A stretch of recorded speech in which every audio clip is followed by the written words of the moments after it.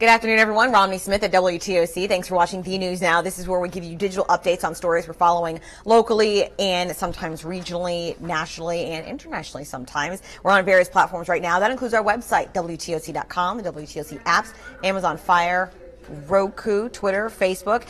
And you know what? We thank you so much for joining us. We certainly appreciate it. Those of you who are on Facebook right now, I see your emojis. Thank you so much for joining. We certainly appreciate it. And on Facebook, that's where you can actually leave us a question or a comment. And if I hear it, I will try to do my best to answer it for you. If I can't get to it, I'll go back in the comment section afterward and give you a link to get you a little bit closer to your answer. All right. So let's start off. If you're like me, you get some spoofed phone calls, and it's really, really annoying. Well, a new law in South Carolina is actually aiming to stop spoofers. So here's what they're doing in the Low Country. When you get a call from a number that looks familiar, but it's actually not a number, that's what spoofing is, and it's a scam. State leaders say under this new law proposal, it won't work unless you report it. So they're saying if you get a spoofed call, you should call the Department of Consumer Affairs and let them investigate your phone records. Leaders want to stress that the law is new and won't necessarily stop the fake calls from coming, but that you should still report it.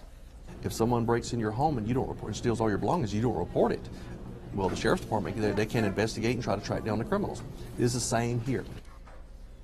Leaders want to stress the law, again, is new and won't necessarily stop the spoofers and the fake callers from coming. However, it will help because the law allows the companies making the calls be punished with a $5,000 fine per call. And for the call's receiver, you and me, we can be awarded damages up to $5,000 if we report it and it's confirmed and there is a company that is contacted and punished legally. We can also be due some money. And just thinking about that for a moment, if you had up to $5,000 for every time one of those random numbers that kind of looks similar to yours but it's not, let me just tell y'all right now, my student loans would be gone and my credit card debt would be gone. I'm sure y'all appreciate that too. All right, here we go. Bernard Furman saying, we need that law in Georgia. Yes, we do. Thank you so much. Also, thank you for those of you tuning in. I see you, Lionel, saying hello, Romney, and Gene Mason saying hello from Myrtle Beach. This is the way I go to work. Certainly appreciate you guys. This is where she travels to Pooler. All right, this next update, sure to use your ears for those of you who like to travel, especially in the Port Wentworth area. Georgia 21 is back open. This is a look at Crystal Howard's WTOC page. I have it right now. This is basically what we've seen for a few weeks. Just lots of construction workers working back and forth to put the roads back together. This is what we have right now. Yes, don't pay attention to the rain, pay attention to the vehicles. GDOT says drivers can still expect some intermittent lane closures in this particular area. The reason is because they are still working on remediation on the shoulders of State Route 21.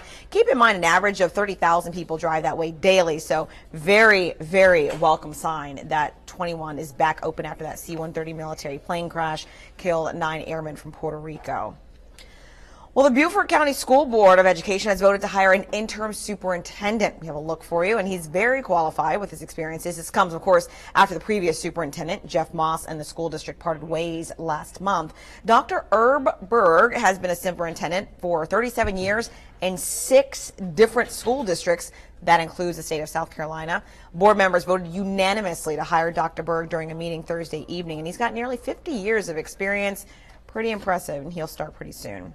Switching gears to weather, it's been really warm for several days. Some of you like to call it hot. I don't think we're quite hot yet, but you know what? To each his own. WTOC meteorologists have more on your weekend forecast.